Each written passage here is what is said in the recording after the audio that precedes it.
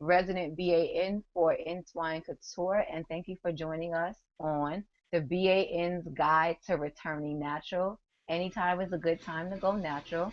So here at Entwine, we are going to provide you with support, education, information, and styling products on how to best transition from relaxed to natural hair, or just to give you some more tips on better caring for your natural hair as you start this natural hair care journey. So you, the viewer, and the stylists and the vloggers, all of us are here to support you to be a part of this Entwine community. So let's just jump right in. We have three wonderful, wonderful panelists who are here and ready to help you. First, we have Ashley, who is a professional hairstylist. We have Miss Dante, who is an amazing YouTube vlogger. I'm pretty sure you guys know her, and if you don't, be sure to check her out. And we also have Mama Day, who is another amazing YouTube vlogger. So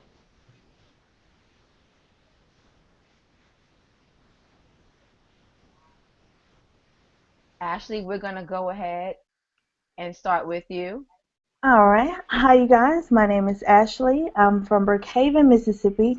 I am the owner and only stylist of Tangles and Beyond. I have been styling natural hair for a little over 2 years now. It is an art to me. I think natural hair is the most beautiful way to wear your hair. My first and foremost goal is to educate my client on the type of hair they have, what products work best for their hair, and how to style and maintain their hair, and learn how to have moisture retention, which we'll get into later on in the forum. So it is so awesome to be here with you guys. Wonderful. Thank you for joining us. Miss Dante, let everybody know who you are. Hi, you guys. I am Miss Dante, otherwise known as Danielle, if you have any trouble pronouncing that. I have been natural for all of my life, never had the luxury of having a perm growing up. Um, but I do have a YouTube channel, Miss Dante One, and I'm also an avid Instagrammer, so I'm on there as well. And I'm sort of like a simple naturalista. I'm not too big on protective styling. If I want to wear my hair out, I wear it out. And it's most of the time just a flat twist, or it can be in a bun if I want to be lazy, not necessarily protect it. But I just want to make natural hair fun and simple. Great. We want it to be simple. So thank you for sharing all of your tips that you have for us on how to keep it simple but sexy and get us out the door and on with our lives. Mama Day, hey, how are you this evening? Hi, how are you, Brittany? Good. Well, Welcome my name is back. Mama Day. Thank you. I'm so excited to be here again. I appreciate it, and Entwine Couture for inviting me to be a panelist again. Well, my name is Mama Day. I have a YouTube channel. I am 3.5 years natural, and my channel is called Mom Day because me and my daughters both decided to go natural at the same time. And yeah, I just like to do crazy hairstyles, the versatility of natural hair, and just enjoying our journey. Wonderful. I'm so excited. I can't wait for this next hour. You viewers out there, you guys should be excited and stay tuned to the end of the broadcast because we are going to be doing some wonderful and exciting product giveaways of Entwine Couture. And one of them is going to be Entwine Couture's transitioning and grow out collezione. And that's going to include your buttercream hydrator, your cream jelly styler, and your 100% raw vegan argan oil, which is amazing. So you're going to want to stick around until the end of the broadcast so you can see who out there is going to receive the giveaway and get a chance to ask your question live to one of our panelists. So, Ashley, I understand that you're going to be doing a style for us. Can you talk a little bit about what you have planned to show the I, viewers tonight? I am. Well, there are several styles that you can do while you're transitioning and make the whole process a whole lot easier, and Entwine's products definitely make that easier for a lot of my clients. The client I'll be using tonight, she has been transitioning for about 4 months now, so she doesn't have a ton of new growth, but what she has is starting to get to that irritable stage where you kind of decide, am I going to go all the way, or am I going to big chop, or am I going to actually just let it grow out? So she typically has very long hair, so you'll get to see how long her actual hair is. So she's not keen on wanting to chop all this long hair she's had all her life off. So I'm going to show her a style how to blend her two textures and at the same time giving it the right moisture while it's growing out, and she'll be able to carry on her long-term journey to going natural. what are some of the things that you advise your clients on as they transition? In addition to the actual technical process of caring for the hair, maybe just some more of the emotional journey or some of the Oh wow. self-acceptance journey. What is Yeah. it that you kind of tell them about accepting their kinky coils? What's some good information you have for us? I often go back to my first experience being natural. I actually went natural on a bet from a friend of mine that I worked with. She said, "I bet you can't go without a perm, girl." And I was like, "Girl, please, yes, I can." So, and I did, and I was living in Atlanta at the time where there was a natural hair shop on every corner. But here in Mississippi, it was like none heard of. I mean, it was non-existent. No one knew of anybody doing natural hair. They was like, "Why are you going natural? You know, is something wrong? Are you depressed?" And even though I was slightly depressed with having to leave Georgia, but at the same time, I had come so far, I wasn't going to go back. So I went to a stylist who used to do my relaxed hair, and he chopped all of my beautiful 7 months of new growth off, and I was hurt. And so it was very short, and I couldn't grasp the idea of having short hair because I had long hair all my life. And I didn't get to enjoy the experience of growing it out from a super short big chop. Aside from having family members, you know, of course, ask me, "Are you depressed? Is there something wrong?" And oh my God, you cut off all that beautiful hair. And then slowly, as it started growing back, and the natural thing happened, and everybody started thinking about going natural, it became a kind of a it held me up in stores. I could go in Target or Walmart and I would be in there for hours with someone asking, "So what do you do with your hair? How's your hair curl like that?" And it kind of went from there. And now that I grew out my hair very long, and recently I just cut it. If you guys could look, if you saw any pictures of me before on my Facebook, my hair is much longer. And I recently cut it just because it's so much easier to work with shorter, and I've had the experience of having long natural hair, and it's just much easier for me to have shorter hair, being that I do so much hair. It's hard for me to maintain my very long hair. So I would advise someone to embrace the chop if you decide to chop. Enjoy that time of having the wash and go, the easy breeziness of having shorter natural hair, and really just ignore the haters because most people are against natural hairs because they don't know. They don't understand, and the lack of knowledge of people understanding their texture and how to take care of their textures. Those problems are where people are like, "Well, I don't want to go natural," and not understanding what their hair needs, and they don't want to take out the time to. So I would advise someone to just be confident with it, rock it as hard as you can, because baby, when it gets longer, that's when it takes more time to do it. So I would recommend taking your time with it, loving every minute of it, and ignoring the haters, and keep going with it. Just rock it with your confidence. It's a sexy thing. That's great advice, Miss Dancy. I see you over there shaking your head. Would you like to add? Tell us about your. You said you've always been natural. So what was it that kept you, I guess, from ever wanting a relaxer? Have you ever had any struggles with your natural hair, even though you've never had a relaxer? Well, I mean, growing up, when all your friends have a relaxer and they can go swimming or they don't have to run from the rain, naturally I wanted a relaxer, but my mother was like, "No, you don't need that. It messes up your scalp, it messes with your brain, everything to try to deter me from wanting a perm." So my mother didn't have a perm either, so it kind of made it easy. She knew how to care for natural hair, and I wore braids for the majority of my life until I got to college. I began to straighten it more.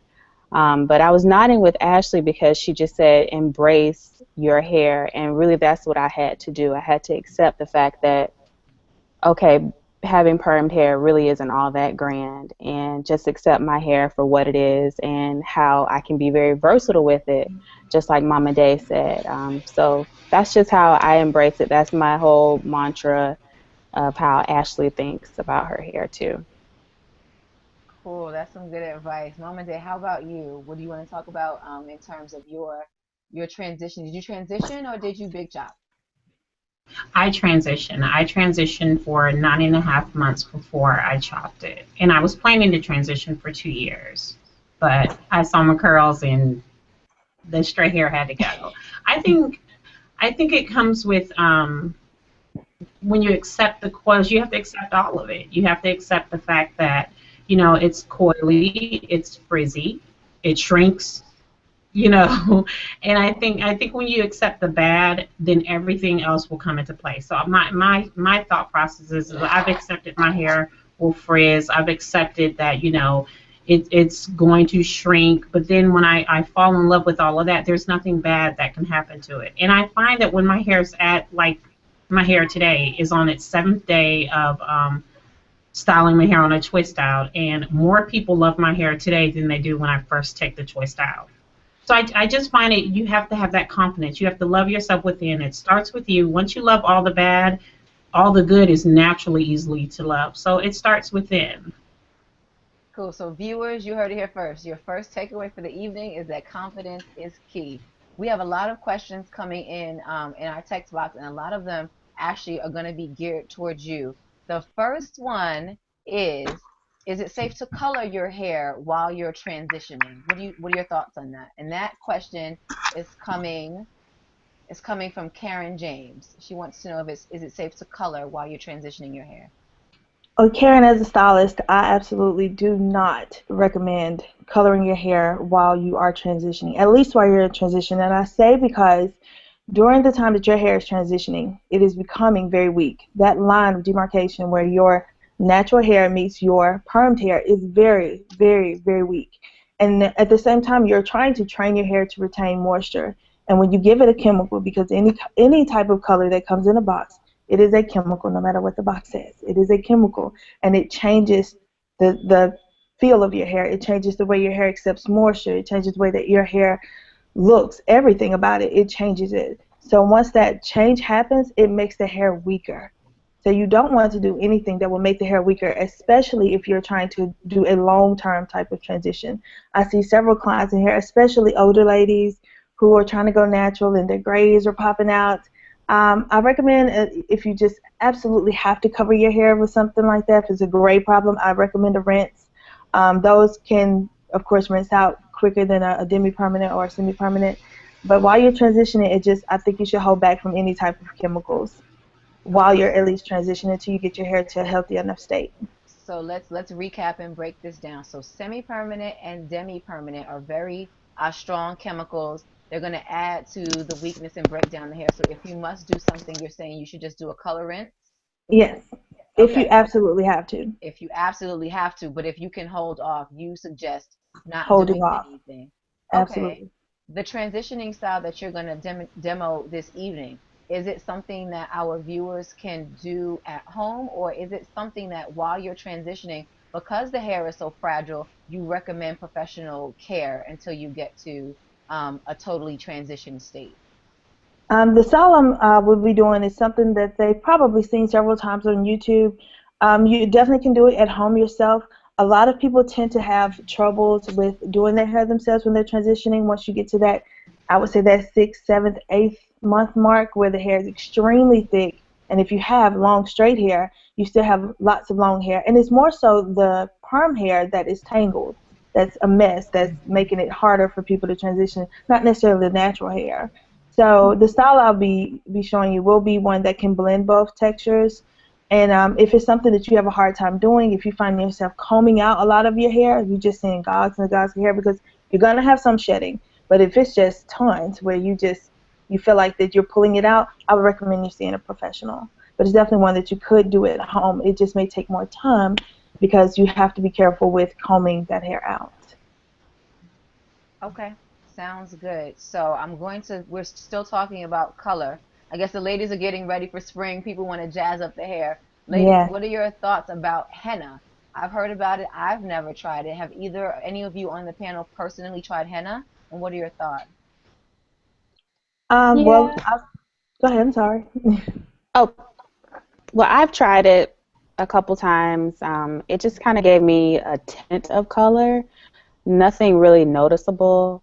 My gray hairs were like a copper red, but other than that, it wasn't anything. But the henna did make my hair feel harder. I guess, Ashley, you can kind of comment on what happened to it, but it felt a little more stringy and my curls were looser. That's the effect that henna does. Henna kind of, it's not a chemical, but it tends to like severely deep condition your hair to the point where your curls are looser. I Okay. mean, I'm not sure how to describe that, but it does make your hair looser. I have personally not did a henna treatment on myself. For one, I just do not have the time to dedicate to 4 hours of sitting with it. I just don't. I do offer it as a service in my shop, and I can't say it's the cheapest service because I've spent a lot of time with the client doing that, and I've only done it once because it's a long process. It has to sit on your hair for at least 4 hours, and the dye has to release for 4 hours. So it's kind of a plan ahead all day type of task if you want to do something like that. And like Ms. Dante said, you're really not going to get much of a lift, so don't expect this, huge change. It's not much, and it's really only if the light hits it, you'll be able to see that huge difference. If you are extremely blonde, not blonde, gray, then you would see more blondish, reddish types of color change, but nothing extremely on dark hair. So if you're looking for color, I would not go for henna. If you're looking for some serious deep conditioning, I would go for henna. So that's one of the benefits is the deep Yes, conditioning of henna. definitely. Okay, ladies, so if you want to give it a try, you've got 4 hours on your hands. There's some really good deep conditioning benefits. I've yet to try it either, so maybe you guys can leave a comment if you've tried henna to let the other members of the community know how you feel about that. So, Ashley, I know that you need to set up your model, right? I can't wait to see what style you're going to come up with. Um, so we're going to let you go ahead and do that. And Miss Dante, since we're talking about the time that it takes to style hair, why don't you walk us through your wash day routine in terms of from start to finish, from washing to the set, the style, and then how many days you get out of that style. And then Mama Day, you can go ahead and answer that same question for us. Okay, well, I actually just did it last night and I timed it just for this reason. And it took me 45 minutes. That was a wash, a condition, a detangle, and a flat twist.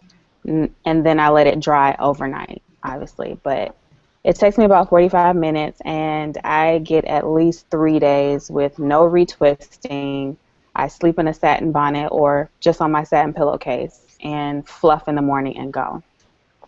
So there's no pineappling, there's no Mm-mm. banding. You don't do No. anything to separate or stretch your hair. You just tuck it up under the bonnet as is, and in the Mm-hmm. morning. So is your hair Just flat? kind of. Is your hair flat in the morning? No. Do you have like those flat, like smushed in spaces, or Yeah, does your hair not do that? it goes like a little flat like that, but when I shake it out, it's fine. Now, it does depend on the product. If I have a lot of product on there or if it's one of those waxy or heavy butters, then it's going to stick together more than if I had something that's a little lighter, more oil-based as opposed to butter-based. So if it is stuck together, then I'll use my blow dryer to kind of stretch it a little bit, but still I will not retwist because it messes up the pattern to me. Because it's like you're almost retwisting in a different direction or maybe on top of a different Hmm. twist. So you're kind of messing up the curl that's already there. That makes a Yeah. whole lot of sense. What I would like to ask you is about hair typing. And we can ask Ashley when she comes back in. Now, I know when I first went natural, I always follow videos of people who I thought the texture of their hair looked like mine. Are you big into hair typing? And if you are, what would you say that your hair type is? I'm not really big into it. It is something that I use to kind of tell different people's hair types, but it doesn't really mean much. So if I had to hair type my hair, it would be 3C, 4A. More 3C up here, it's a little looser, and then 4A back here in the back and on the sides. Okay. So Mama Day, how about you in this hair Yes. typing system? What are your thoughts on the hair typing? What's your hair type? Well, I have no problem with hair typing. I just think as long as you stay focused for what the purpose of it is. If it helps you, if it doesn't, I'm a 3B, 3C, and I used it only because my youngest daughter is a 3B, then she's 4A in the back, and I used to treat her hair like mine, and I found out quickly that wasn't going to work because her 4A hair was a lot coilier, and it took more to detangle her hair, I can go in the shower and wash it, and it easy detangle after shampooing my hair. And then my oldest daughter is 4B and then a little bit of 4C hair. So her hair grows shorter than ours. And, it takes a little longer for her hair to grow. So I had to teach myself what works better for her hair. She has to use more heavier oils and other products, more butter with her hair. So for that purpose of educating how to treat their hair, I have no problem with it. I think all the negative that comes with it is just that, and I refuse to talk about it. The focus on the part of three hair. I think all natural hair is beautiful, and I think if you embrace it and love it, it does not matter what your hair type is. You're beautiful. You believe it, everybody else will. But do you think it makes a difference in the types of styles that your hair can achieve? Yes, I'm gonna say yes. Like I have to be realistic. I used to watch some people and their hair was a lot looser than mine, and I would style my hair like they did, and then I come to that realization that my hair was not looking like how their hair came out. But I think if you have to, I think that comes with knowing your own hair. If you've learned your hair and you know, well, in order for me to get that wave that such and such got, I actually have to braid my hair versus twisting it. Hmm. You know what I mean? So it just comes to educating yourself. You can still get a certain hairstyle. You just may have to do it differently than the other person did. And it takes time to realize how your hair does it. It takes time to learn. It's patience, but that's why they call it a journey because it's going to take a while for you to learn that. So Miss Dancy says she has her hair routine down to a good 45 minutes. How about you? From washing to detangling, conditioning, maybe your everyday go-to set or style. What's that process like for hmm you? I'm jealous. I wish mine was 45 minutes. It's not. So, well, I during the winter and the fall, I only wash my hair every 2 weeks.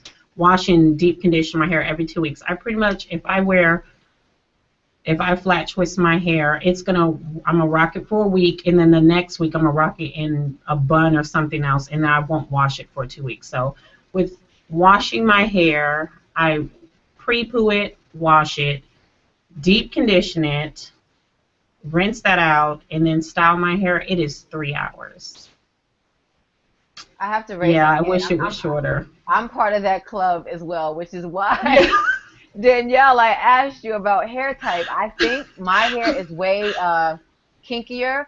I don't have a naturally defined curl pattern when my hair is washed and dry. To get Okay. really cute curly look, I have to do a two-strand twist. And let me say to all you newbies out there, right? You're gonna hear a lot of information and you're gonna hear a lot of people talk about natural and organic, and I don't use this and I only use that. You're going to have to figure out what works for you because I tried to do a two-strand twist out without a holding product and I would never get curls for longer than a day. But now that I'm using Entwine's creme de la mold or the cream jelly styler, Oh. something that actually has some hold to it, I now can get second and third day hair. But when I tried to just twist my hair with shea butter and coconut oil and all of these Oh wonderful no, things honey. from the earth, Oh no, ma'am. it turned into this immediately. So ladies, Mm-mm. take Yes. take all the information out there with a grain of salt. But like Mama Day is saying, you have to try and figure out what works for you and for your hair type. hmm So that's just a public service announcement for you guys. So I see Ashley is back. She's got her beautiful model set up. I'm so excited for this live demo. Oh. I hope you guys are too. So Ashley, what's going on? Hey guys, okay, this is Neva. Neva, say hi to everyone. Neva Hey. has not had a perm in over a year now, a little over a year, I guess. And she was keeping her hair flat ironed, which is an absolute no-no if you are transitioning. If you are trying to transition your hair while flat ironing, you are doing more damage than anything possible that you could ever do to your hair. You have to be able to train your hair, and you cannot do it applying 400 degrees of heat to it. So she has started to allow me to do some styles on her that will blend her textures. Bantu knots is one of them. Mostly everyone knows what a twist out is. Most everyone knows what a braid out is. But braid outs and twist outs give almost the same type of look. But if you're going for a different look, because you can get kind of old with doing the same type of twist out. So to make a new curl pattern, you do a Bantu knot, which I think are absolutely gorgeous. So I'm going to show you guys how to do a Bantu knot. Can you guys see that really good? Here I've done one earlier when she got to me, so I can kind of show you what it would look like when it come down. Now the two products, after her hair is actually, we would do her hair wet. I just shampooed and deep conditioned well. You can do it in very small knots or very big knots, however big you want your curl to come out to be. The product that I like to use on any type of defined style is the manipulator. The cream jelly style of the manipulator. This stuff, I don't know anything else that can give me the definition that this stuff does. Lord have mercy. This is the best. It's the pink label one. They have a buttercream hydrator, which is pretty awesome too. I love it on my daughter's hair. I think the buttercream hydrator is more for looser, kinkier, less kinky textures, and this is more for the kinkier textures and for the defined, huge, gorgeous twist outs. So I use just a dab of this on a section. This section here is probably about 3 inches. And I don't necessarily go in any type of order when I'm doing Bantu knots. Kind of just place them all over. And you see she has a lot of perm hair. A lot of perm hair. She has maybe about this much curly hair. So it's not a whole lot. And she is not ready to chop all this off to a little short do. She's not going to do that. So damp hair. A bit of the product, not a whole lot. You do not need a lot of this. This is about the amount that you would need. And you want to smooth it on root to tip. Now, a trick with Bantu knots, I recommend drying the hair before you do them. If you do Bantu knots with wet hair, it will take 3 to 7 weeks to dry. It's going to take forever. So you should want to lightly blow dry the hair on low heat, or sit under a hooded dryer for maybe 20-30 minutes just to get the hair at least somewhat dry before you actually do your knots. So you can either apply the cream before or after, because it still works either way. If you apply it afterward, while it's still could still be a little damp, because this is a water-based product, it'll go right into the hair, it'll soak straight through it, and it's not going to coat it like mineral oil or petroleum jelly products. So let me get a little closer for me. To start a Bantu knot, you're going to twist the hair tightly at the root, and you're going to twist all the way down. And as you're twisting, you're going to firmly keep a hold on it. Keep it really taut, really tight. Try not to pull residual hairs in there. Use some clips to hold it back if it's getting in your way. And this is not a 2-strand twist. This is just an actual tight twist of the hair, this whole section. Now once you get to the end, you'll feel that it's actually starting to create the knot for you. So you're going to take it around, kind of hold it in the middle to give it a steadiness, and wrap. And each time you wrap, you're still holding it very tightly twisted. Let your hair look forward this way. And you wrap all the way around the base. And if you feel yourself getting loose like I am, just stop and give it a nice twirl to get that tautness back. And wrap again. And you're going to keep wrapping until you're able to tuck those ends right under the knot. And there you are, a perfect knot. Now some people like to rock this style just like this. They'll do knots all over and rock it out, and it's really hot. I mean, it's gorgeous. I've seen it on runways. But once they are dry, you want to take them down. The way you take them down, you'll always, any style that you ever have where you have to touch or fluff out your hair, you must use some type of oil. And of course, I recommend Entwine Couture's raw vegan oil. This argan oil, I mean, besides the smell, I don't know. It feels awesome. It feels awesome even on your skin. I've had people that actually come purchase it from me just for their skin. But this is what you want. It comes in a 2-ounce bottle. You don't need a whole lot. A couple squares, just enough to get your fingertips moist. Because anytime you put your hands in your hair, you are pulling moisture out if you have no oil on them. And our hair is absorbent, just like cotton is. It will take oil out of it. So you don't want to take oil or moisture out of your hair. You always want to put oil in. This is a knot that we did earlier when she got here. So you just want to take that little end that you tucked in and basically unravel it. Bring it all the way around.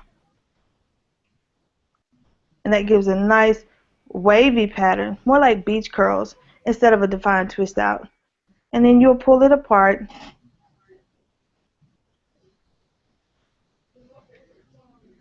And you have a whole brand new style just like that, with a whole different look with blending your two textures. And this will actually help pull your roots taut because you're twisting it so tight, so that way it will stretch them a bit to blend more with your style. But my note for this is to make sure that your hair is at least 75% dry before actually twisting the knot up. Cool. And that's it. I have a couple questions for you, Ashley. Before you applied the cream jelly styler, was there hmm any other leave-in conditioner or some other type of hair hydrator that you added before, or does the styler give sufficient moisture as well? Because we have a user, USCRB11, she wants to know how to keep her transitioning hair moisturized. So is a little, I know you said the hair is a little bit weaker. Is it also a little hmm bit drier? And should Yes. there be some other level of moisture that's added before the styler is added, before we go into the Bantu knot? Should there be some other level of moisture added? It should be if your hair is dry. If it depends on the type of hair and how well your hair is being taken care of. Yes, if your hair is prone to dryness, you do want to add a leave-in conditioner prior to the cream jelly styler. The aphrodisiac cream is more than likely the best to go with it. You want to stick with the same line, absolutely, too. You want to stick with the same line when you pick out a line to use for your journey. So if you're using this part of the journey, then you need to use the entire thing from the shampoo, the deep conditioners, the leave-ins, to the cream jelly stylers or the buttercream hydrator, then the argan oil. You want to stay consistent with with the products that you're using because they work best within each other. So yes, if it depends on your hair and how dry it is, then yes, you would use a leave-in. Okay, great. While you were setting up for your demo, we were also having a conversation about hair typing. So as the Mhm. hair care professional, I want to get your thoughts. We keep having the questions. They're coming in. What is the best way to figure out your hair type? We're getting them from Tika. We're getting them from DBEZY4. Lots of people want to talk about this thing called hair typing and understanding your texture and what your hair can do, cannot do, what styles work best, how to create curls if your hair doesn't naturally have curls. So what are your thoughts on helping us with that? And then Uh, after you're done, ladies, stay tuned. All the viewers, stay tuned. We have our first giveaway winner. I'm super excited. But Ashley, go ahead and let's talk about hair typing. okay, hair typing. Wow, it has been stretched so many different ways with the hair typing. Um, I kind of hair type. I would say like my texture. My texture I would believe to be around a 4A, 4B. It's what I would call kinky curly. You have, of course, you have all the way down to B's, which are wavy hair, which is mostly white or Caucasian hair or biracial hair, depending on how loose your texture is, all the way down to kinky. And I have clients that are every single hair type there is, all the way down to the C's. I personally enjoy the C's more than I do anybody because their hair is so versatile and they yet don't know that until they get here. But hair typing, the way you would figure out what your hair type is by the way it accepts products. I've learned that hair types that are in the 3A, 3B, 3C category tend not to do well with heavy butters. Shea butters or butters that are thick and creamy, they don't do well with those. They tend to weigh that type of hair down. The kinkier textures, the 4A, 4Bs, and 4Cs, tend to do very well.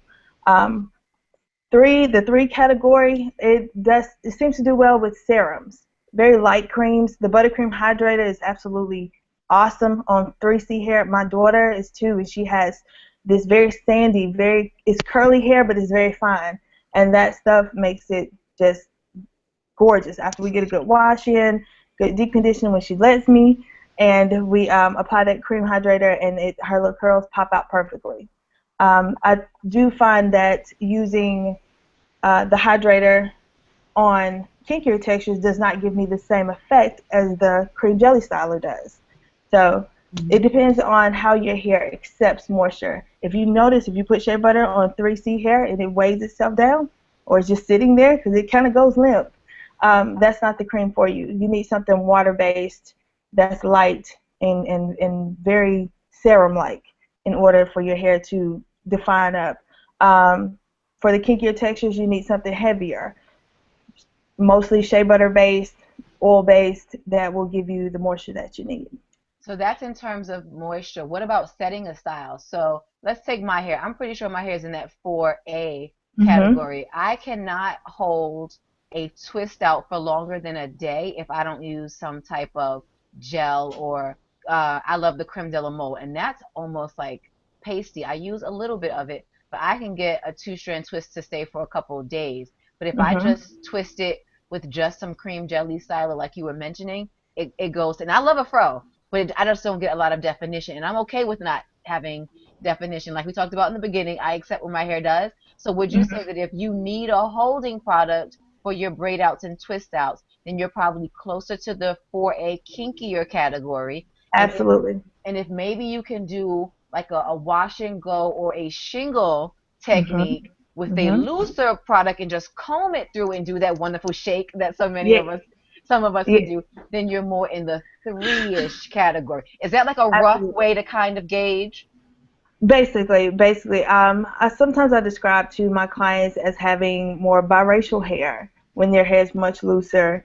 Doesn't necessarily mean that it's nothing wrong with that, of course. It's just that your hair would require a different type of product.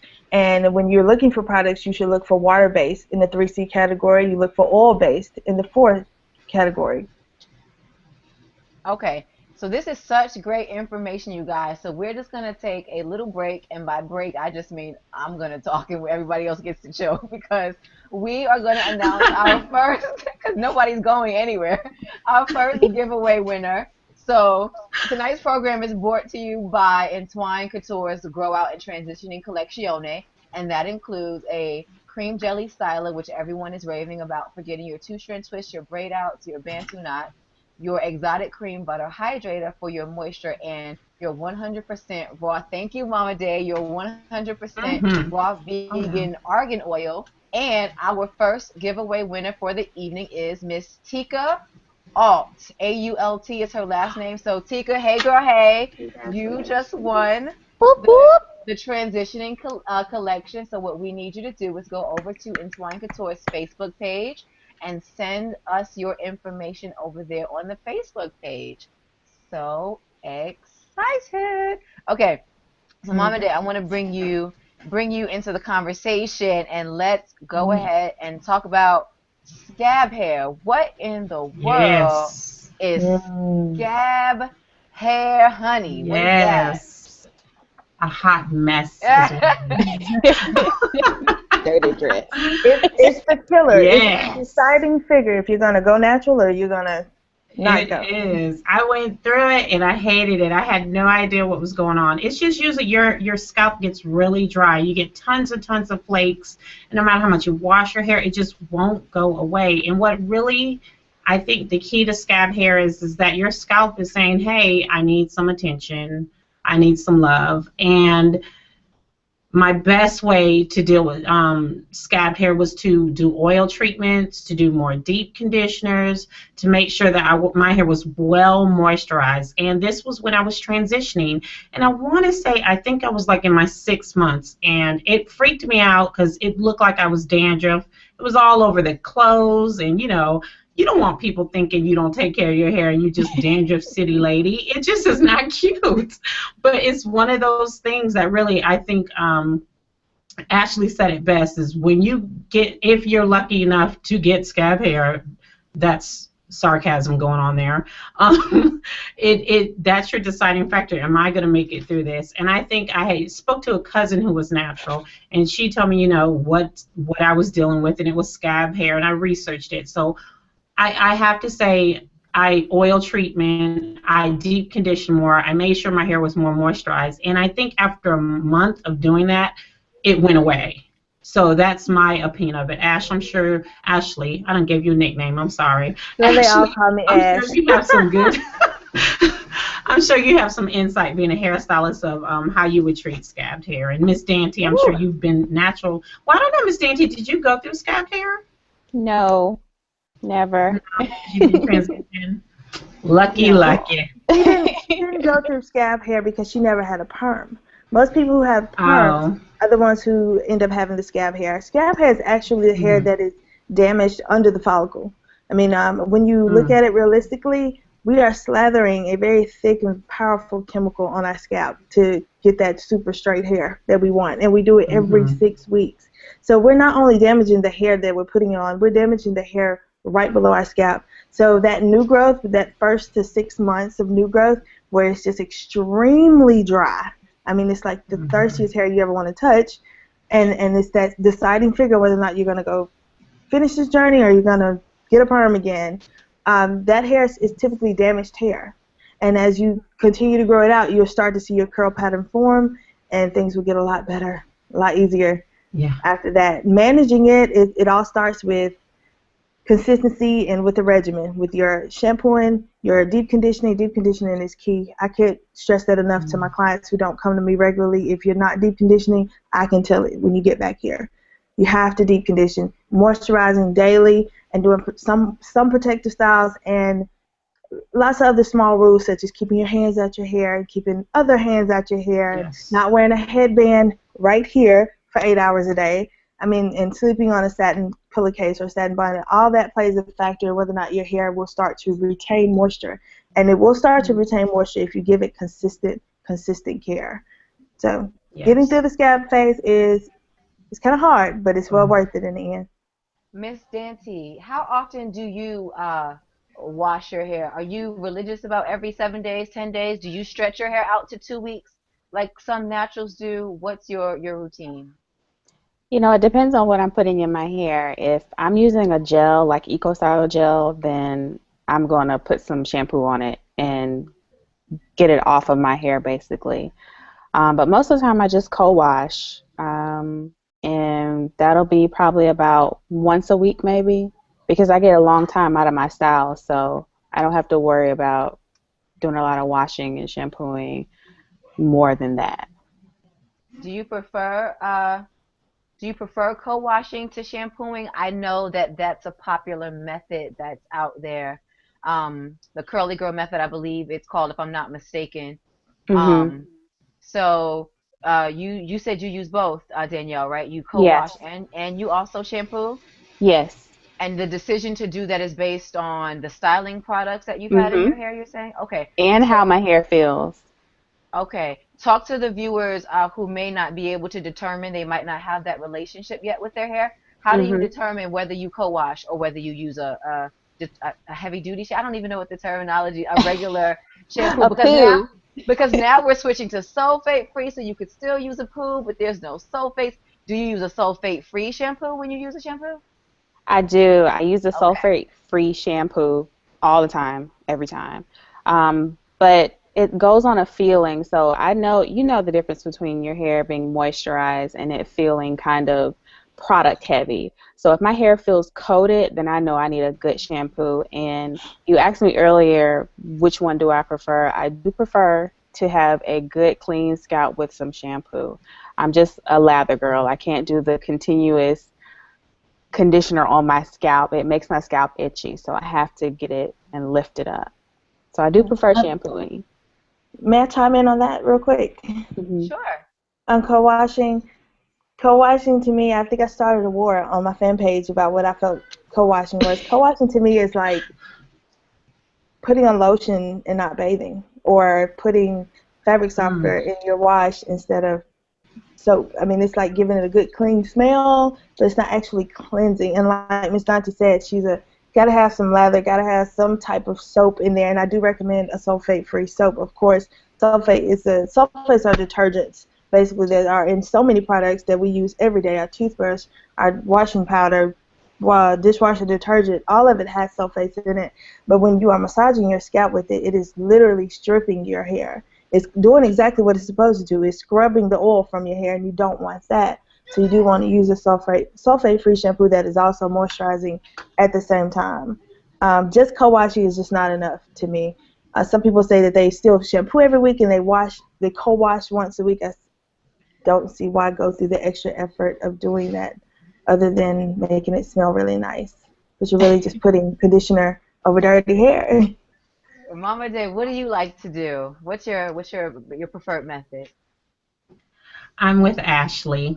So I don't like co-washing only because it builds up on your hair. It builds up on your hair, and Absolutely.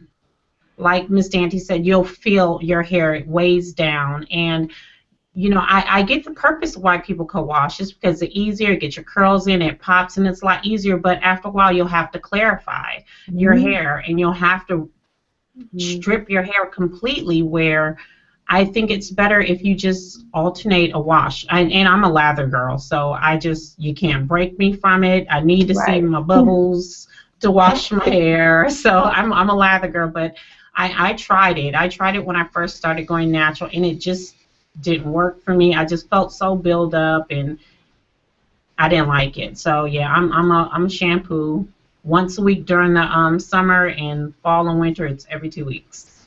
And so, do you ever have a problem with getting your hair back up to a good moisture level, or do you just use a shampoo that doesn't strip it, and so then that way your hair isn't totally stripped and you don't have a problem with moisture after? So I think that's the main Right. Yeah, problem I that a use a lot of lather and people. hair bath. Oops, Okay. sorry. No, no, no, no, you're fine. I was just gonna say that's a lot. That's the problem that a lot of people have. The people that I Yeah. know that I kind of do both. It just depends. Hmm. Um, but a lot of people who I know who have totally stopped shampooing say it's because they can't replenish the moisture enough after Right. they use a lathering shampoo. Well, I think here's the thing. The reason why people stop shampooing is because everything had sulfate in it, and sulfate dries your hair, Right. right? Well, we took the sulfate out. So the sulfate's out. So the shampoo's not really going to dry your hair anymore unless it's a very deep clarifying shampoo. Like the leather and hair bath, I love it because it's gentle. It's got great slip, and it cleans your scalp, cleans your hair without stripping it immensely of moisture. So, and I'm good with that. And then I feel as if you condition your hair, you do a deep conditioner like you're supposed to, your hair won't be so stripped after you've washed it and taken care of it. I don't dog people. Don't get me wrong, please. I don't want anybody on my page going, "Oh, Mama, dang, you hate her." No, do you, boo? I am not gonna dog you if you co-wash. That's do you. I'm not a natural hair Nazi, is what they call them. I will let you do you. That's just my personal preference. I hear you. I think that's one of the takeaways. We're about a halfway into the show. So, all the viewers out there, we're trying to give you the best information from a wide variety of experts. Danielle's been natural all her life. It's everything that she knows. So, she is hair, she is natural hair, she is Entwine Couture. We've got Ashley, who is our salon professional. So, she's got her professional background and expertise. We've got Mama Day, who does her hair, who does her daughter's hair. We have me, who I don't have time for hair. Like, you just have. So you have to try trial and error. I have tried so many things, and I think at the end of the day, I accept what my hair does. I'm also in an artsy field, so I don't really have to think too hard about my hair. So for all of Mhm. you corporate women who may work in banks or in offices and you might not be able to go to work like this, we'll also have our panelists talk about some go-to corporate styles, maybe some ways to wear your hair for an interview. But I think the takeaway Mhm. is to go on the journey and try different things. We've got another question from Marty. And Mama Day, I'm going to ask you to talk about this. She wants to know about Yes. porosity. And then Ah, Danielle and Ashton, you can chime into. So, what is porosity when it comes to natural hair? What does that mean, and why should we care about that? it's a process how your hair accepts the moisture is what Mm-hmm. porosity is. So you have low porosity, which means if you see a hair shaft, the cuticles are all the way down. That means no moisture is getting in. And then you have mid, which is perfect. The hair cuticles are slightly lifted. That means moisture can go in, but it's low enough to where it can't come out, and your hair can absorb it.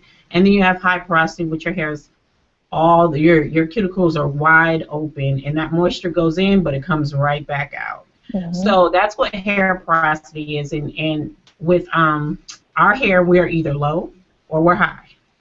It's either or one of Pretty those, much. but that's what causes it to be dry. I have the loving luxury of being a high porosity, lovely curl lady, and you just have to change in order to. Let me tell you the test first. I will tell you how to test and find out for some natural curlies that are out there and don't know, well, how do I find out I'm porous? Because I'm sure the question will come up. You can take a clear glass. I happen to have one. Take a clear glass cup. You're going to fill it up halfway with water. You want this on freshly washed hair. Let's say you detangle your hair with a wide tooth comb.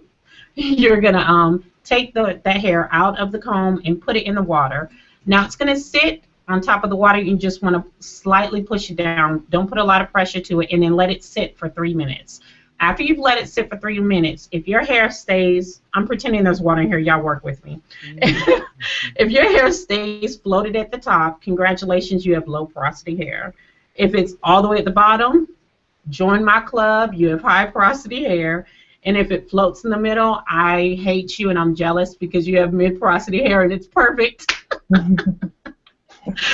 But that's it. And just the difference is you have to know how to work with it. With high porosity hair, you got to kind of stay away from heat. So unfortunately, I wash my hair in mid warm water because heat, your cuticles are already lifted, and if you use hot water to wash your hair, it's just gonna lift your cuticles anymore.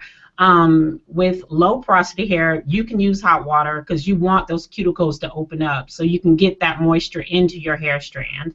You also just want to make sure you use a pH balanced products. That's what I love about Entwine Couture. If you watch my channel, I'm a pH balanced fanatic. I test everything. And so Entwine Couture, their product line stands behind a 5.0 is the pH balance of the products. And that's what you want. The natural hair, you want it to be between a 5.0 and a 6.0. I think that's right. And with the cuticles, the pH balance of the products being a 5.0, if you have high porosity hair, the product's going to help lower that cuticle down. And if you have low porosity hair, a pH balance product will help open that cuticle up so that the moisture can get in and it seals it. And it takes a while for it to show, but yeah, that's my definition of porosity. What are you ladies' insights? Well, a lot of my clients have low porosity hair, and that's when I recommend deep conditioning on a regular basis. And when I say regular, every shampoo, I shampoo every week. I recommend my clients shampoo every week, at least every 2 weeks if you're not going to do every week. And with every shampoo, you should always deep condition. I prefer to do it with steam, and using Entwine's Act 2, the conditioner, is awesome under the steamer. The steamer allows those strands to open up, like Mama Day said, the cuticles to expand and allow moisture to go in. So the longer you can stay under there, the more moisture that can be seeped inside of the strands. What we have to understand is that our hairs, if you can look at our hair microscopically, it looks like tubes. It looks like straws. And on the inside is what they call the medulla, and that's where moisture retention begins. And if you're not allowing moisture to get there, you're not going to ever be able to train your hair and get it to the point where it's starting to retain moisture. And the more your hair retains moisture, the longer your styles last, the less your detangling sessions will be. So yes, you definitely, Miss Mama Day had it definitely on point as far as using the right product to open the hair up, and pH balance products to make sure that the balance stays where it needs to be. So let's recap. So if you have low porosity hair, then that means what? In Your hair terms is of very, The moisture. cuticles are down. The right. cuticle They're is very down. tight. So it's hard for It's moisture very to tight. penetrate? Yes, Yes. yes. It's hard for moisture to get in. Okay. And if you have Yeah. high porosity hair, your hair absorbs lots of moisture, but is that good or bad? It's It bad de- because that's the it's hair that bad because, freezes in okay, humidity. yes, exactly. Like a good example of to test if you're in the shower. If you get in the shower, you wash your hair and you jump out, and within 5 minutes your hair is completely dry, you got low porosity hair. Mm-hmm. If you get in that shower, you wash your hair, you jump out, and it takes a while for that hair to dry, you got high porosity hair. The thing about the high porosity hair is that moisture will go in, it'll sit there because it's like it wants to hold it. The medulla's like, I need you, but it's slowly going to come out throughout the day. It's slowly going to come out. And that's why it's so important to seal, lock in that moisture and seal it with a butter and oil, because you want to stop that process. You want to tell it, no, don't you come out, boo. You stay right where you are because I need you to stay. So Absolutely. that's the difference between the two. And then the mid porosity, it's perfect. It the cuticles does its job of protecting that moisture, letting it stay in the medulla. And I love that Ashley said that, because for black hair, we have, I think, some other cultures, but not a lot, are the only culture that actually has the medulla in our hair. Am I right on We that, are. Ashley? We are. We Yeah, are. because everyone else just Caucasian hair has is the flat. yeah, they just have the cuticle, the cord, cuticle keratin is made out of keratin. That's your first layer. Then the Hmm. second layer, I think, is a keratin-based protein, and then you have your medulla. I'm a nerd. Let me stop. I'm That's getting all out there. fine. So, Miss Dancy, You've been reading, girl. what type of Thank you. do you know what type of hair you have, and if so, what are some tips that you use to retain moisture for whether your hair is low or high porosity? Because this is a big question. We've got like 5 questions over here, which is why I'm still on this, Yeah. because I want to make sure that our viewers really get the takeaway and that they're really able to identify their hair type and then going forward do something about it. Like I just learned something. I clearly have low porosity hair. And now I want to know like how I get more moisture to stay in my hair, because there's 3 questions over here. People are like, I can't keep my hair moisturized. I can't keep it moisturized. It's dry, it's dry, it's dry. And I'm the same way. I get to a point where there is not a styling product, cream hydrator, shea butter, oil in the world that will put moisture on my hair, and I just have to wet it. I just have to jump in the shower and start from scratch and wash it. So my hair is just that dry that I can't keep putting products on it to rehydrate it. It's just a done deal. It's Mhm. done. My hair is like water, please. So does that mean that it's low porosity and it's hard to retain moisture? Does that sound about right? Yes, but at the same time, your hair can be trained to accept moisture and retain it. And that goes back, Mhm. I kind of sound like I'm repeating myself over, but everything goes back to consistency. Consistently Mhm. giving your hair the moisture it needs on a regular basis is exactly like working out. You can't work out great a week and then turn around and eat McDonald's next week and then work out the next week and expect to lose 3 pounds, 5 pounds. It's not going to work. You have to stay consistent with your regimen. And Mhm. after, I would say, and it's not an overnight process. It's just like working out. You're not gonna really see a difference until 6 to 8 weeks from now. And in 6 to 8 weeks, you'll see your hair. Oh my gosh, my hair is much softer than it was the time before, or my style is lasting more than a week now because your hair is learning to retain moisture. And it takes a little longer for kinkier textures, the low porosity hair, because your cuticles are so tight. And so you have to train those. Because the more you soften them, the more they will succumb to you. So you have to give it what it needs on a regular basis and keep it consistent. Cool. Consistency is key. So Danielle, what Yeah. type of Absolutely. porosity is your hair, and what are some of your tips for maintaining moisture for your hair? What do you do? I've learned so much with this porosity talk. So it sounds like I have a high to a mid porosity. My hair can stay wet, like if it's in a bun or some sort of covered style, it can stay wet for 2 days because it will not dry fast. So I find that products that have water based and oils as opposed to butters sink into my hair more, like Entwine's butter rich moisturizer. That is my steez right there. I don't really need the cream jelly hydrator. I'm sorry, the cream jelly styler, but the moisture butter, that is what I can get my styles to last longer and they stay moisturized. I don't have to re-add product or anything. So high to mid porosity is me. And let me ask you, so high to mid porosity, and I remember part one of this going back natural, we had our professional stylist say that she did not recommend moisturizing hair every day. Do you ladies moisturize and put a little something on your hair every day? So Danielle, you said you sleep with your bonnet, you wake up, you shake, you fluff, you don't retwist. Are you putting an oil, a product, a serum on your hair? Or is it holding on to enough moisture where you're not doing anything the next morning? My hair holds moisture very well. So the next morning, I'm not re-adding product. I may add a little bit of the argan oil, but I don't like my hair to be weighed down, so I won't even put any more product on it because it's not dry, so I don't need it. Cool. Mama Day, how about you? No, I don't. I'm pretty much the same way. Like I did my hair last week Wednesday, and I think yesterday was the first time I put something additional on it, and it was just because I wear my hair in a pineapple at night.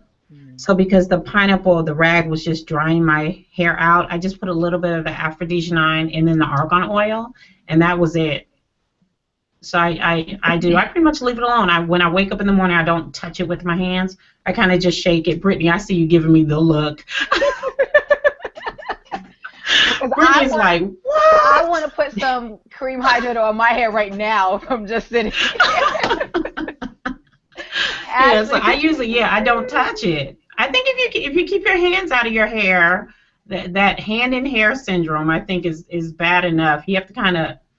I've learned to not have hand in hair syndrome. Just kind of shake it and go, and it It's a keeps the disease. curl, keeps the stuff. It is a disease. Yeah, I think I saw a couple people asking that too. Yeah, kind of try to fight that hand in hair syndrome because it's going to cause more breakage, a lot more shedding, and if you're going for thick hair, it's going to pull you back by hand hair syndrome. Ashley, what about you? What do you do in the morning? Do you put any moisturizer on your hair, or are you good to go as well? Absolutely. I absolutely have to. High My five. hair is, I would say, bam. I like to just because I'm so used to my regimen. My regimen is to put some type of moisture on my hair daily. I don't get in the shower with the shower cap, so I don't always protect my twist outs or whatever. I actually like old hair. I like an old twist out because it looks huge and puffy like this is. And Mm-hmm. I really don't care for them super fresh. So I always just put a dab of argan oil. I don't necessarily use a lot of water-based products. I'm more so of a thick, creamy. I'm a gel styler person. That gives me the definition that I want, and it pretty much keeps my twist out close to perfect all week. So yeah, a little bit of oil every day. If I touch my hair in any kind of way, I put some oil on it, and I preach that gospel to every client walk through this door. They Mm-hmm. know you better have some oil. When they get up out my chair, before you even get out my chair to look at your hair, I dab oil on your fingers because I know the first thing they're gonna do is, oh my God, I love it. And then they throwing up my beautiful do with those dry hands. So no, no, we have to have some type of oil. And Miss Dunton, she has that type of hair that you don't have to have moisture every day. And if you Mm-hmm. train your hair, it can get to a point where you're not having to moisturize every single day. It Well, comes talk with training. talk to us about this training. How does one do that? Okay, I'll give you an example of a client that I say I raised because Okay. I took her on at about 6 weeks. 6 weeks into not having a perm. So she was, just in that stage where, oh my God, I need a perm. But she's like, I don't want to go there. It's very long, straight hair. She has long hair all her life. And she wanted to transition. Now, mind you, I'll even give you a tidbit of information about her. She had epilepsy, and she suffered from grand mal seizures all the time through three pregnancies, and just had a rough time with that. Never could figure out what was the problem. She stopped perming her hair. 3 months later, she hadn't had a grand mal seizure, Hmm. and due to some family circumstances, she went back to a perm. And as soon as she got this perm, she started having the grand mal seizures again. So she stopped like Wow. completely. We're not going to do this perm thing anymore. It's been over a year and she has not had a grand mal seizure since she's gone natural. So that's a tidbit of information for you guys who may be suffering from some ailment that you have no idea why. It could be very well from the perm. So going natural would be the best thing. Anyway, back to raising Wow. her. Um, Later, we kept her hair in protective styles. She wanted to maintain having a long hair look, so we kept the sew-in in. And she was equipped with argan oil, and she would come see me every 2 weeks to have her sew in and her scalp cleansed by me using professional products. We would restyle her sew in every 2 months. We'd get a good deep conditioning every time she take her hair out and put it back in. And when she was ready to chop, we went ahead and chopped it off. I mean, gorgeous, beautifully, already trained curls. Because once you train the hair, then it will pretty much do what you want it to do after you've given it the love that it needs. Most people that end up transitioning for 6 months and they chop it off and they haven't trained it, that's when they go through that that style, oh my God, what am I going to do now? Because the hair is so dry. Mhm. If you're training it while it's growing out, once you cut it off, it will be very easy to work with. So now that she's cut it off, it has grown so crazy, tremendously long now. It's on her shoulders now. We cut in October, I believe of last year, and it's doing well. She's starting to enjoy it and wear it out and doing styles herself because we've had training sessions on it because I actually teach my clients how to twist their own hair, do the bantu knots, and they come to me for the fancy stuff that they can't do, like the intricate updos and flat twist updos and such.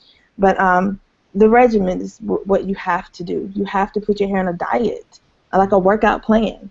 Like if you say I'm going to lose 20 Mhm. pounds and I'm going to work out 3 times a week, you say, well, I want my hair to grow healthy. I'm going to shampoo my hair weekly, deep condition it weekly, moisturize it daily, and take care of it. Keep my hands out of it, keep other folks' hands out of it, and sleep in a satin bonnet. That's the only few rules I have.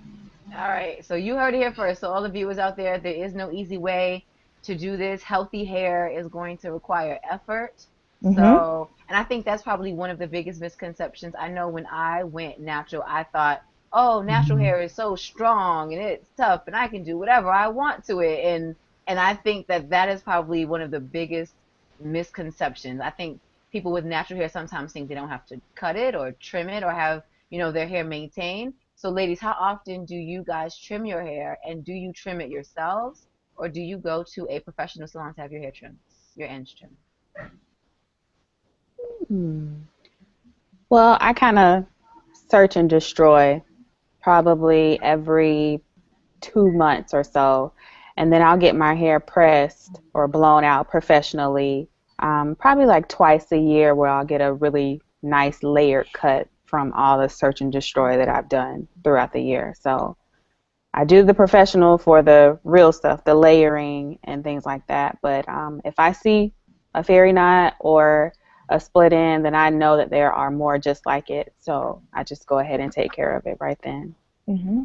Mhm. That's really good, for someone who is familiar with natural hair and what to look for. For someone who may not know what to look for, explain what a search and destroy is and how you can identify a split end. Like how you can Okay. all throughout your head, like not just what you can see in the front, but like everywhere. How do you go through your entire head to get rid of split ends? Well, it usually happens when I'm styling. So that's the only time where I can really get to every single corner of my hair. So I just kind of go by a feel once again. If the end feels crunchy, then I'm going to take up my magnifying glass and really look and see what's going on. And then I'll just go ahead and snip that off. Okay, Mama Day, how about you? Do you trim your own ends, or do you trust that to the Ashleys of the world? What do you do? I'm pretty much just like Miss Dante. I do the same thing. I search and destroy. I usually do it on curly hair, wet hair, and I just kind of rub my hand going down my hair. And as soon as it feels crunchy and dry, I just snip it with shears, not Here. scissors. Yes. We said that last time, but I just want to throw that out there again. Please use shears and not scissors. And then once a year, I will go to my stylist because I know it is so not even when I do it that I go to her and I have her style my hair. She will flat iron it and then give me a style to my hair. But yeah, that's how I pretty much just like Miss Dante. Cool. So Ashley, obviously you're a professional, so you can probably with scissor hands your own hair, so you don't need I mean, to go honestly, I mean, somewhere else. You can I'm do. not super great on my own hair. I actually did my own cut. It's a little tapering in the back, but I I love it. love it. I I love your love I do it. cut. I was so too. ready for it. Change. My husband about passed out. Oh my God. I I would love have it. died. I actually filmed his reaction, and he was like, "Oh my God." He loves the big, huge '70s hair. All I need is a dashiki, and he Uh, would just be like, "Oh my God." But I definitely agree with Ms. Dante on search and destroys. Some people, I hear so many clients come in and say, "Well, I need to get my ends trimmed," and I'll look at their ends and they're not splitting, and I will feel their ends and they feel fine. I'm like, so why do you want to cut your hair? Oh, because it's been 6 weeks since I did. So who told you you had to cut your hair every 6 weeks? And they're like, oh, well, that's what I've been doing. I said, that's what perm stylists charge $10 for, just to get $10. Mm-hmm. So it's not necessary to cut yours. I mean, especially all over if your ends are intact. And like Mama Day was saying, when you can feel your hair actually change, the texture changes by the end of it, yes, cut every bit of that off. That means that it is damaged, Mm-hmm. and yes, you need to get rid of it because it is either splitting or about to split. Really no amount of moisture is going to change the feel of it once it's been damaged. So yes, I would definitely cut it off. If you're not comfortable doing that, see a professional. It would be best, or you'll turn around and have a chunk or a whole plug out and you don't know why or how and not sure how to get it back right. So yes, I would say visit a professional if you're not comfortable doing it yourself. All right, ladies, we are about to have, here she is. We have one of our viewers who is joining us live. Yes, you need to get rid of it because it is either splitting or about to split. Really no amount of moisture is going to change the feel of it once it's been damaged. So yes, I would definitely cut it off. If you're not comfortable doing that, see a professional. It would be best, or you'll turn around and have a chunk or a whole plug out and you don't know why or how. Welcome, Sure welcome. Please mute your video. Please mute the video. Awesome. Thank you for being on. Go ahead, Brittany. Hi, do you pronounce your name Kenya? Is that your name? Hi, viewer. How are you? You're live. Can you hear me? She's muted her She's screen. muted. Oh, she's muted because the video is still talking. Right, so we could hear the feedback. Okay, hopefully someone in the control room will get this. You don't know why. Welcome, welcome. Please mute your video.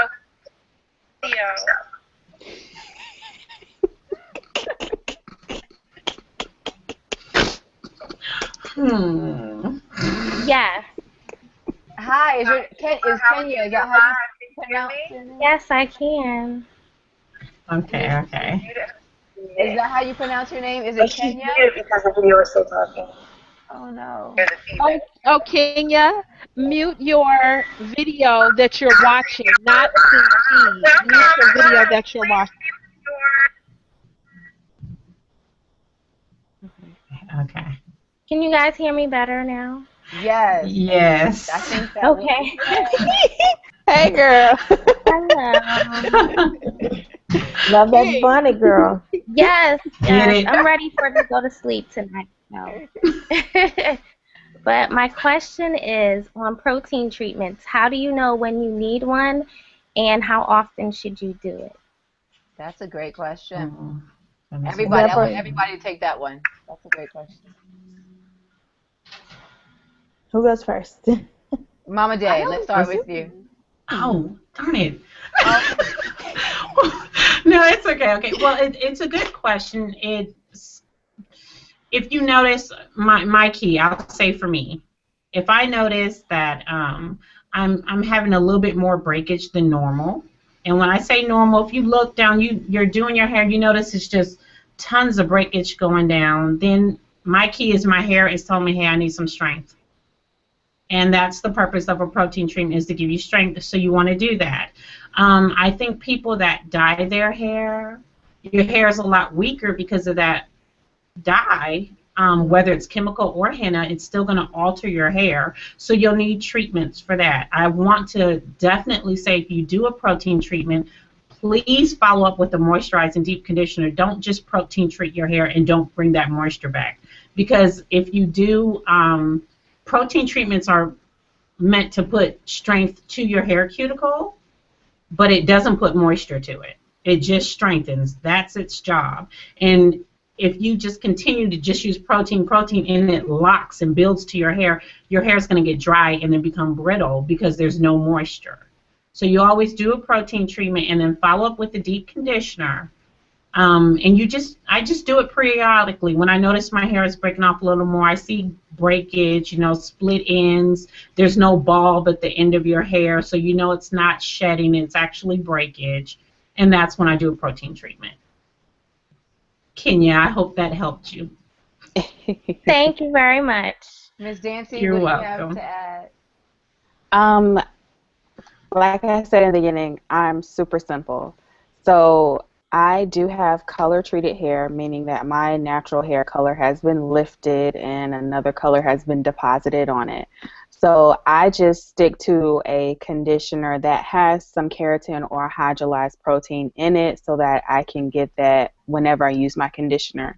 So I don't go through, oh, I'm only using moisture and oh, I need some protein. I have to do a protein, then follow up with moisture. So I want that all in one step. So I try to look for conditioners that have that characteristic, has some sort of hydrolyzed protein or keratin, amino acids in the ingredients list, not too far down. So then, Ashley, that poses a good question for you. Is there a difference in the type of protein that you get if you use a conditioner with protein in it weekly versus using a specific protein treatment every so often? Can you be getting too much protein per se if it's in your weekly conditioner? And what's the difference? I would say it would depend on the type of hair. I mean, Hair. when you talk to Miss Dante has very low porosity hair. Her hair holds moisture well. She can use a light hydrolyzed protein or keratin or amino acids in her type of hair. For kinkier textures, I recommend using it as part of your regimen. I mean, just like you would shampoo weekly, deep condition weekly, moisturize daily. The way I put the regimen I put my clients and myself on, I do a protein treatment monthly. I do a protein Mhm. treatment at the end of the month, and I clarify with clay at the beginning of the month. And then throughout the entire month, of course, I do the shampoo every week, deep condition every week. So I protein treatment my hair once a month, every month. And I actually use something very, very simple to do so, which is pure Greek yogurt, plain Greek yogurt. I put a little drop of fragrance in it because the smell of Greek yogurt is horrendous, but it works. And I don't do it necessarily Thank when I feel you. like my hair is in trouble. I do it anyway because it's just part of the regimen. But Right. the way that you know you need one is if your hair is not what uh, Mama Day said about your hair shedding more. You know that this is breakage because you can see the follicle ball on the end.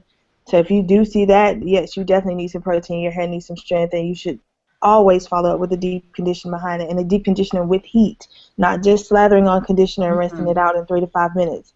You need some type of heat, either steam or a hooded dryer with a shower cap, one or the other. Sitting in the shower is not a deep conditioner. You need to actually get some real heat to that, especially after a protein treatment. But if your hair is not Yes. styling correctly, it's not accepting moisture the way it normally does, that means that it is weakened and it more than likely has a ton of buildup on it. Lots of factors, but protein can definitely fix some of that. So once a Mhm. month is what I recommend.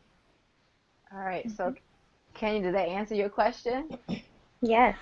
Cool, thank you. So Awesome. you'll be the first, well, you'll get to hear that for the next 3 hours on entwinecouture.com, we are offering free shipping and 20% off products. So we're going to have one more giveaway winner by the end of this. We've got 15 minutes left. That winner is going to win the Grow Out in Transition Collezione, which is going to include a cream butter hydrator, exotic cream butter hydrator, cream jelly styler, and the argan oil. But if you are not lucky enough to win the giveaway, you can get 20% off and free shipping for the next 3 hours. So everybody Awesome. head on over to entwinecouture.com, stock up on those products. The code is going to be Go Natural Chat 14. That's the code. I'm pretty sure if you go to facebook.com, that's going to be there too. GoNatural14.com. So in these last 15 minutes, let's see. I think I want to do a quick recap. And if I miss something, ladies, chime in. So I am still getting questions from Rosalind and from Alice about dry hair. And Natasha, dry hair. So let's just recap. I think number one, identifying your hair texture. So if you're in the three category, you like lighter products, serums, water-based products, and oils. If you're in the four category, you like heavier butters and creamier products. So that's going to be the first step. You can't moisturize your hair if you don't know what to put on it. Second step is going to be a regimen. something that you do on a consistent basis. So consistency is key, ladies. If you're every 7 days, every 10 days, every 2 weeks, no longer than 2 weeks, before you wash and put some moisture and cleansing products on your hair. The third thing we just talked about, protein. So you should find some kind of way to incorporate protein in your hair, if not in your weekly regimen, at least once a month. Actually, is that right? At least once a At month least once a month, absolutely. to do some Mhm. type of protein. And then depending on porosity, which I think everybody learned a little something today, you may or may not need moisturizer daily. I believe if I have this correct, I have low porosity hair. I put a little bit of something, I scrunch it through my hair every morning when I wake up. So Miss Dancy and Mama Day have the luxury of just shaking and fluffing and going. So figure out what you do. If when you wake up in the morning your hair still has that wonderful bouncy fluffy look, don't weigh it down with more product. If your hair is, if you got to pick your afro daddy, as Erica Badu says, and you've got this, which is what I always have, you need a little bit of moisture to get that fluffed out. One is not better than the other. It's just recognizing what you have, what you need, and then That's how right. to work with it. So, anything else you guys want to add in our last 10 minutes with our lovely, lovely viewers? I'll say one I thing. wanna. Oh, Oh, go ahead. I'm go sorry. Go ahead. ahead. No, no, no. You go ahead. You go ahead. Well, I was going to say that along with what you just said about learning your hair and learning how to work with it, it's also falling in love with it and not getting so caught up on everybody's hair on YouTube. I mean, YouTube is an awesome Hmm. resource for styles, for product reviews, to see what hair may be like yours, but don't get so caught up on one that, oh my God, I want her hair. I want her hair. And your hair doesn't do that. Find out what your hair does and work with that magic Hmm. and make it something totally yours. Instead of saying, oh, I want this blogger's hair, I want this blogger's hair, their hair does this and mine doesn't. I get calls about that all day, all day. People will come by and say, can you make my hair thick? And they'll give me a picture of one of these huge vloggers. And I'm like, your hair does not do that. Let me show you what your hair can do. Can do. So don't get caught up in the hype of everybody's hair on YouTube. Don't fall into the hype of buying every single product on the market that has the word natural on the front of it, or co-wash on the front, or for kinky hair on the front, or it's in a brown bottle, because that right there is all to pull you in. Read your labels on everything, and if you turn Hmm. over an Entwine Couture product, you will see every item in there that you could actually pronounce yourself. And even if the ones that you may not pronounce, you can Google them and they will tell you what type of ingredient it is and why it's worth being in that product. So read your labels, everyone. Don't fall for the hype of everyone else's hair. Learn your hair, love it, rock it, and be beautiful. Definitely. And you can definitely believe in Twine Couture when we tell you that we have the best products on the market for your hair, especially our Go Natural Audition Kit. So that's going to contain your cream butter hydrator, your cream jelly styler, and your argan oil. And I must say that the argan oil is really good for keeping and rubbing a little bit into your cuticles and your nails at night. So now you're getting a 2-for-1. You're sealing in moisture in your hair, you're growing your nails. They're shiny. There's no hangnails. You can't beat it. 20% off for the next 3 hours and free shipping. And twinecouture.com. Check it out. Uh, One other question we have. If you're over 40, is there anything different that you should do for your hair in terms of age? Does it change when you get a little bit older? I'm not there Ashley? yet, so I don't Is know. that for me? Ashley, I'll give that one to you, Ashley. Okay, I have lots of clients over the age of 40, and it really depends on the type of hair you have, what condition your hair was in before you started going natural, how well you're taking care of it now. If you're doing the proper regimen, you really shouldn't have to do anything different. I do notice that a lot of my older clientele are on medications that are affecting their hair growth, where they are thinning in the top, and they've noticed that using more natural based, actual real natural based products, not just because the product says for natural hair, it's my actual plant derived natural product, it tends to help grow that hair back. So it really, I would say, sticks to the same regimen. Choose a line such as Entwine Couture because it is worth having the entire line, and use it consistently, and you should see a difference. Cool. Mhm. So in our we saved the best for last. So I believe that Natasha is here with us in this chat. Natasha, can you hear me? I see you. Can you hear me, Natasha? I think it's That's Lacey. that's Lisi. That's Lisi. Yeah. Oh, my notes say Natasha. I apologize. So hi, can you just introduce yourself because I don't have your name up on my screen. Tell us your name. Oh, it's Lucy. Hi, how are you? What's your question for the panel? I am fine. My biggest question is, well, I'm a transitioner. Yes, I'm a transitioner, but I realized that some of the products that I've used, it seems as though my hair is getting straighter. So I don't know if it's maybe the products or if I'm just being paranoid about the transitioning part of my hair. So So let could me that happen then with products actually straightening out your hair? Can you let us know what types of products you're using? Do you mean a shampoo, a conditioner, a daily Like styler? moisturizers, leave-in moisturizers. Ashley, do you know what may be happening that the leave-in moisturizer that she's using is causing her hair to get straighter? She said she's a transitioner. Yeah. And that would be an extremely hard question to ask without being able to touch and feel and see her hair right now. Hmm. Um, if she's not using a product that does not have any type of chemical in it that would straighten it, I'm not sure why it would. I don't want to call any company out and say that yes, that product is. So I honestly can't answer that unless I actually see what product she's using and see the type of hair she has. If she has very fine hair, No, uh, it's thick. Yeah. is it thick and kinky? Sorry. Is it kinky? Like very very Well, kinky? only the new growth, the new growth. I'll assume it's about even though I'm not into the hair typing, but 4A, 4B texture. And it's making your leave-in is making it straighter. Yeah. Well, I've tried two different types. I've used the Giovanni and also the Cantu shea butter moisture. Yeah. I mean, I could only recommend that you not use those if it's not giving you the results that you want. Of course. I mean, I actually can't speak for either one. I've never used either one, but if it's not giving you the results you want, I would suspend use.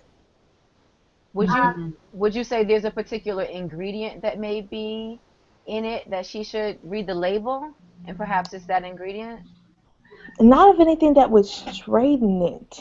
That But that that's as the I'm part saying, that I'm not sure if it's maybe just the transitioning part, but the hard thing is that parts that I have cut, it seems that the ends are straight right now, and I have taken all the the straightened ends from it.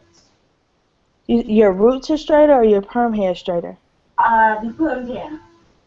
Okay, well your perm hair is going to be straight regardless. I thought you were talking about your natural hair. As long as your natural hair is still curling, we are just waiting to chop that straight hair off. So I wouldn't be concerned with the straight hair being straighter. I would be Oh, concerned with your natural hair being curly. okay, and is that okay? Because I've only, I think last week I've only started doing the protein treatments, but it's homemade. So would you suggest homemade over store-bought or either or should work? I couldn't quite hear you. Lacey, thank you so much. I think that I would suggest the Aphrodisia 9 leave-in treatment from Entwine Couture. I have amazing results and amazing moisture every wash that I use it. So I would say go over, check out the 20% off that we have and the free shipping.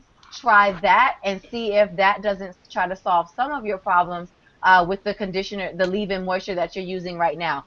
Ladies, Danielle, Mama Day, and Ashley, thank you so much for this wonderful hour and a half that I have spent with you guys. It has Thank been you for having me. amazing, Yes, ditto. enlightening. I feel like I've I made enjoyed new it. girlfriends. We have to do this again someday. Yes, we February do. Yes. February 26th for the viewers out there is going to be our next video chat where we are going to be talking about the BAN's guide to loving your natural hair. So now that we've chopped off the perm and we've seen all of our 4A, 3C, now we're going to learn how to love on it, care for it. We're going to talk about the lock method. If you don't know what that is, we're going to break it all the way down so it's forever and consistently broken. So you will know what the lock method is all about.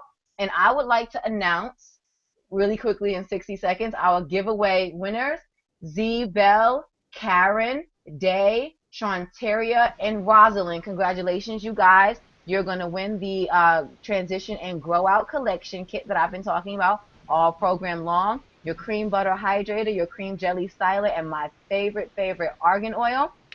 And ladies, really quickly, tell everybody where we can find you on YouTube, Instagram, whatever you want to say. Mama Day, go. Okay, well, you can find me at Mama Day at YouTube. It's MAMADAYE. I'm on Instagram as same spelling, Mama Day underscore. And then on Facebook, it's facebook.com/Mama Day 36, same spelling. Yes, I told my age. Looking good. Nobody would know. Miss Dancy, where can we I find you? Yeah, you can find me on YouTube. It's MSDANTI1, and on Instagram as Miss Danty without the one, so MSDANTI. Cool. Guys, she has an amazing flat twist out video using Entwine Couture products. Check it out because I'm going to try that this weekend. And Ashley, what's the address to your shop and where can we find you? Okay, I am at 906 Myra Street in Brookhaven, Mississippi, which is about an hour south of Jackson, which is our capital. You can find me on all of the social media, Tangles and Beyond. That's TANGLESAND, not the ampersand or the N. AND Beyond, BEYOND. Instagram, same handle. The only one that's different is Twitter, and it's Tangles with the N because they wouldn't let me put AND. So Tangles N Beyond. If you follow me on Instagram, you'll probably see a lot of health and fitness stuff. I'm kind of on a fitness journey too. I've dropped about 40 pounds, so you guys can kind of see what I'm doing there. Oh, Follow along with me, cheer me along. Get If you yeah. see me in Atlanta this year at the World Natural Hair Show, baby, you'll see a whole new sister girl. All Oh, right. we fly. But And I'm in Atlanta, so I'm pretty sure I am gonna I see you, can't and I wait to can't meet wait. I can't wait. you. I Yes. can't wait. Y'all, please come and see me so we can take a bunch of pictures and be cute. I definitely will. And for all And the you can viewers, find me pretty much everything. I'm sorry. I would just say they can find me on everything. Oh, Facebook, Instagram, everything. definitely. So look these ladies up, follow these ladies. Stay tuned for more information from Entwine Couture. Our next video chat is going to be February 26th. And again, I am Brittany Oniki, BAN, and this has been your guide to all things fierce, fly, and fabulous. And you can find me on Instagram, Makeup by Muse, MUSE, Makeup by Muse. Thank you, everyone, for joining. Thank you, ladies. Thank you, panelists. Everyone, have a good night. Good night. Thank you. Bye. Bye, guys.